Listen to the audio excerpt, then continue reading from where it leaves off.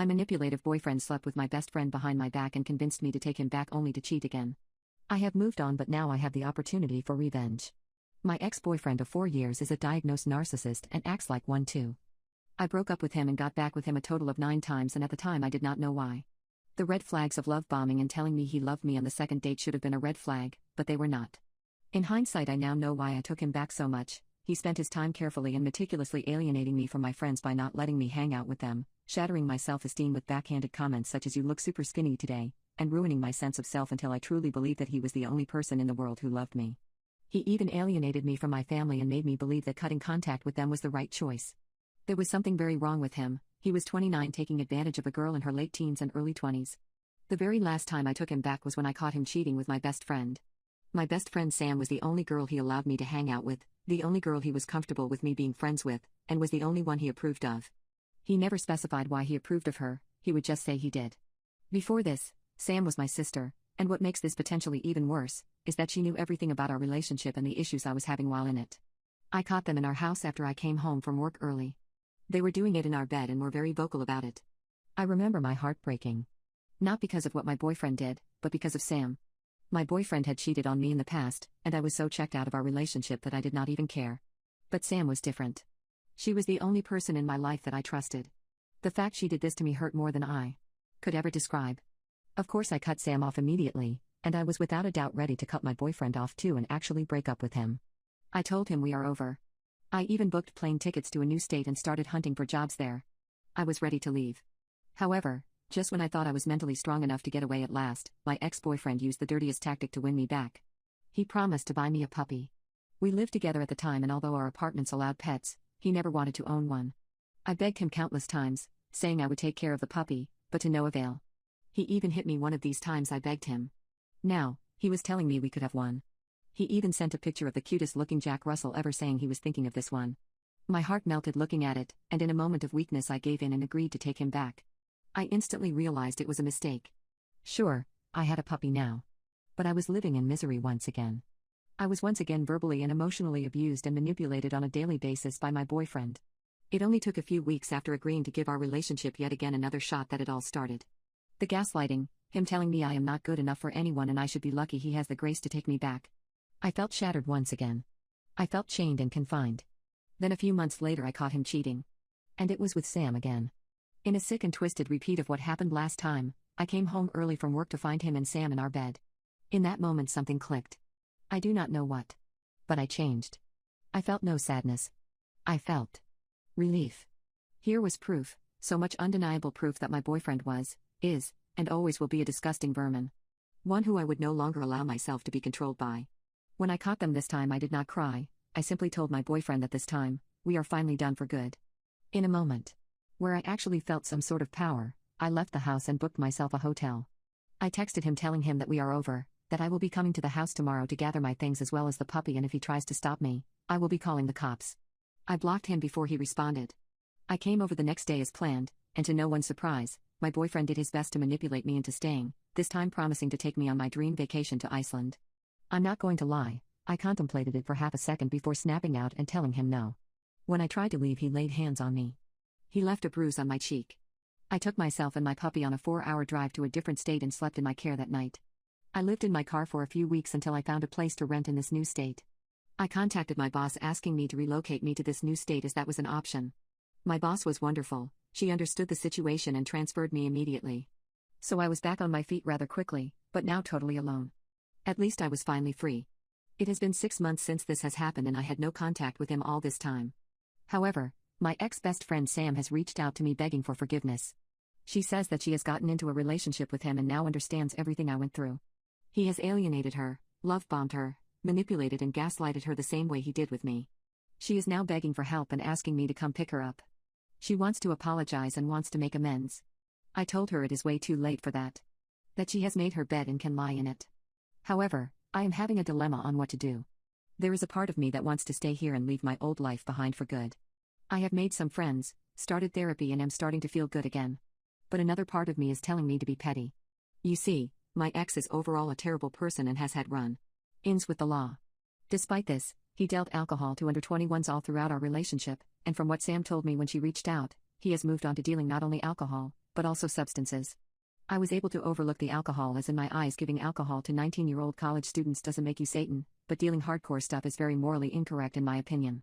Sam herself is too afraid to report him as she fears for her safety. I could report him myself and make sure she is okay. I do not forgive her, but if anything happens to her I will carry the guilt of not doing anything for the rest of my life. What do I do? My manipulative boyfriend slept with my best friend behind my back and convinced me to take him back only to cheat again. I have moved on, but now I have the opportunity for revenge. So I have decided to help my ex-best friend Sam out. I may get chewed out for this, and although what she did was disgusting and there is no denying that, I would feel awful about myself if I did not at least advise her on how to escape from potential danger. I texted Sam instructions. I told her that whilst I do not forgive her, I will help her out. I told her first to wait while he goes to work and then book yourself a hotel. Leave immediately. I told her I would take care of everything else. I reminded her that this does not mean that I forgive her, she is not my friend, and never will be again. But rather I am doing this as a way to leave my old life in the past forever, with an act that has been a long time coming. Sam seemed okay with this. As instructed, she booked herself a hotel as far away from the house as she could manage and went to it. That's when I made an anonymous report to the police. I gave them my ex's name as well as the address, and told them that I have very strong suspicions that hardcore substance dealings and dealings of alcohol are going on there, and told them I had no doubt that my ex was involved. I also told them that he was very abusive to his current girlfriend. The police thanked me and told me they were going to investigate.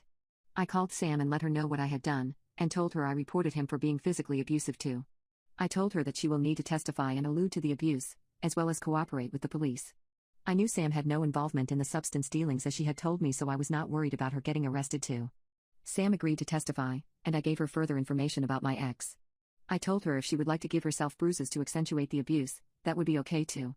Then she told me there was no need, he laid hands on her and she has marks on her. I told her I was sorry for that and left her at that. I told her I also gave her police her contact information, and that was that. I did not hear about it for the next few months. Then Sam texted me. She told me that her ex was in prison due to dealing substances, and the abuse she proved helped land him behind bars. I told her I was glad to hear everything was okay, but again reiterated that my old life was behind me now. I never wished to speak to her again, but I'm glad she made it out of the relationship.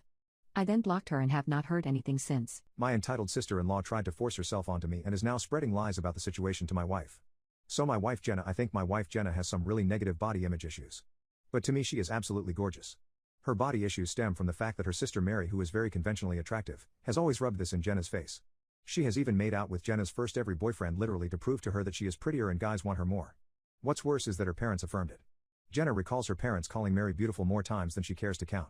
When Jenna would ask her parents whether they thought she was pretty, they would tell her she was average looking. As for Mary, she was a successful model until a couple years ago and now works in the fashion industry. In our early days of dating, when I would tell Jenna she's beautiful, she would always say, "Just wait until you see my sister." When I did finally meet her family, she would randomly press me for weeks to talk about her sister, whether I thought she was more attractive than her. I always told her the truth, that I think Mary is attractive in a boring way, and that I think my wife is much more beautiful and interesting to look at. She wouldn't let it go until I confronted her about how uncomfortable it made me and asked her what was going on. This is when she told me that she always had a chip on her shoulder about her looks because of being compared with her sister growing up. They fell into the classic smart one pretty one dynamic their whole lives. She also said Mary had a habit of being flirty with all of her exes, as per the aforementioned first ex, and warned me that it would happen to me eventually.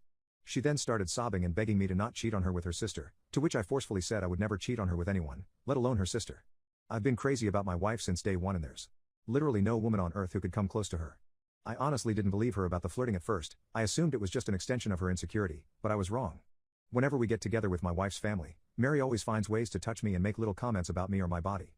It's super uncomfortable for everyone, especially my wife, and I've called her out on it before. She'll cool it for a while but eventually start doing it again. Of course, she is the parent's golden child too.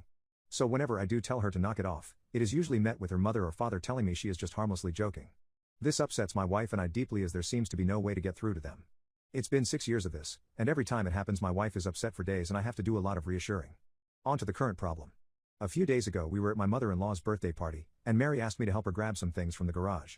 As soon as we walked into the garage, she turned and pressed me up against the door with her whole body and started trying to kiss me. I immediately pushed her off and asked her what the F she was doing. She started giggling and saying she was just doing what we both have been thinking and kept insisting, "You know you want to." I told her she was out of her mind and ran out of there. I went straight to my wife and told her we were leaving. The whole ride home she was asking me what was wrong. I wasn't sure whether to tell her because I knew how much it was going to hurt, but I also thought Mary would probably try to spin it as me making a move on her, so I knew I had to just say it. I told her everything and she cried the whole way home. For the last several days Mary has been calling and texting my wife doing exactly what I thought she would do, even telling my wife that I said Mary was the hottest girl I've ever seen, which I had to assure my wife a million times. That I did not and would never say even though she believes my account of the situation. She's been a complete wreck the last several days, she's hardly eating, she pulls away from my touch when I try to hug her or just hold her hand, she says she feels hideous and disgusting and I don't know what to do. This is the lowest I have ever seen her, and it hurts to see how much she's hurting. I have no idea what to do to help her heal from this. My entitled sister-in-law tried to force herself onto me and is now spreading lies about the situation to my wife. The first thing I did was I told my wife that if she wanted to try to repair her relationship with her sister, I would respect that. But I also said that I don't feel comfortable being around her for the foreseeable future.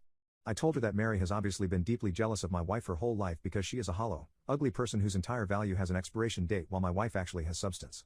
I said that I think her whole family is toxic and has done nothing but put her down her whole life, but that only she can decide whether she still wants them in her life. My wife is literally a scientist who does Alzheimer's research, and her parents have described her work by saying, she works in some lab. I also told my wife that while I don't blame her for her emotional reaction, her insecurity is something that she needs to work on for our relationship to be healthy. What Mary did was intimate assault and she's been harassing me for years, but I have consistently put aside my own feelings about this problem because of how it affects her, and that has prevented me from getting the support that I need. I told her that her reaction only serves to punish herself and me for her sister's behavior, and there's no reason to give her that kind of power. I also told her that the only people who have ever considered her second best are her and her family. Everyone else sees her for who she really is. She was crying the whole time and agreed that she needed to go to therapy to work on her insecurity. We were able to find a therapist who specializes in body image and self-esteem issues to work with her individually, and we're looking for a couples therapist too. My wife sent a message to her parents and sister that explained exactly what happened and told them she would reach out to them if she ever feels ready to repair their relationship. We blocked all of them everywhere, but Mary has of course been spamming my family and our friends with nonsense, claiming I attacked her, I'm a substance addict, I abuse my wife, all kinds of bullcrap that, thankfully, nobody believes. My wife is still down in the dumps, but I can see that things are getting a little better. She's eating and sleeping more and she's cuddling with me in the mornings again, which is nice. Now I'm planning a surprise getaway for us this weekend. We're going to one of our favorite places and I'm going to wine and dine her and try to make her feel like the goddamn queen she is. Update 2. My entitled sister-in-law tried to force herself onto me and is now spreading lies about the situation to my wife. So my wife loved our getaway weekend, we had a blast and by the end of it she said she felt like herself again. For a few days after we got back things were really quiet, so we were hopeful that Mary had finally given up, but I was wrong. My friends warned me that Mary would try to interfere with my work and while I initially dismissed it, I figured I would reach out to my boss just in case. I've been working at the same company for almost 10 years and my boss has heard me vent about Mary before so I didn't have to explain too much. My boss just reassured me that she knows my real character and would let me know if Mary tried anything. As my friends, Mary did try to contact my boss a couple of days later, and the following is a recounting of what my boss told me. Apparently Mary said that I needed to be fired because I was pissed and claimed to have proof that I assaulted her. My boss said that was a very serious accusation to make and asked Mary to explain what proof she had. Mary claimed there was a camera that caught the whole incident, and my boss asked her to send the video. Then Mary got flustered and said the police had it, so my boss asked her to send over a copy of the police report. Then Mary said it had a lot of private information in it, so my boss asked her to redact the private information and send it over. Then Mary said she didn't feel comfortable with that, and my boss told her that she could not take action against an employee based on word of mouth from a stranger. Then Mary shouted at her about victim blaming and hung up. Unfortunately that was not the end of it. Last Wednesday, Mary somehow sent an email from my personal email account with a PP pic to the entire office. My best guess is that I must have left my email logged in on one of my in-laws' devices, she's definitely not smart enough to actually hack me. And I know this is completely beside the point, but of course she chose the weirdest looking PP I've ever seen. I played team sports all my life, I've seen a lot of PPs, and this was something else. It was moldy, with 2 large moles and a huge vein popping at the base. Anyways, I had to apologize to everyone on staff and thankfully folks were surprisingly understanding. It's actually been kind of a nice bonding experience with my coworkers. I honestly didn't consider myself to be super well liked in the office, but it feels like everyone has been going out of their way to be kind to me and it means a lot. Anyway, at this point it was clear we had to escalate things legally. I really wanted to avoid it, but she forced my hand. My wife and I have a lawyer friend who helped us draft a cease and desist letter outlining her continued harassment and the material and emotional damage this is causing us. My wife then sent a message to Mary and my in-laws with a copy of the letter and made it very clear that we would pursue criminal or civil proceedings if her harassment continued. My wife's mom then called her crying and begged her to just let it go and leave Mary alone. My wife calmly explained that Mary is the only person responsible for this whole situation, and that their parents have always enabled her awful behavior. She also said something she later regretted but I think was pretty badass. Mary is going to stick you two in a nursing home and steal your money the minute she has the chance, and you deserve it. After the way her mom reacted, my wife is firmly settled on cutting off her family completely. This happened on Friday, and on Sunday Mary's best friend then sent my brother a message on Facebook to say Mary is going to leave us alone and to please not sue her. I told my brother not to respond, then just sat and enjoyed the idea that Mary was out there somewhere freaking out about the potential of having to actually face the consequences of her actions. It must be such a strange feeling for her. Since then, we haven't heard a peep from the grapevine. Update 3. My entitled sister-in-law tried to force herself onto me and is now spreading lies about the situation to my wife.